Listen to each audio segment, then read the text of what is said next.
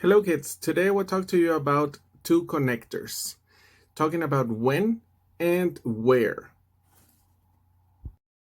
We are going to use the connectors when and where to connect two clauses or two sentences or a sentence and a fragment. That is what we are going to focus on this tutorial, how to use when and where to connect two sentences. That is why we call them connectors. Using when as a connector is when we want to express time. For example, I will do my homework when my mom comes. I'm joining or connecting two sentences. I will do my homework.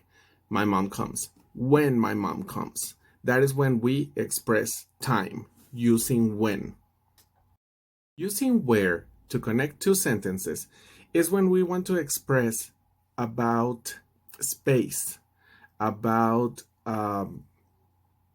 terrain, or about certain establishment as well. We can say, for example, there is a lot of noise where there is a crowd of people. I'm using where to connect those two ideas. I'm connecting noise and the crowd of people, talking about the space where they are all there gathered, okay?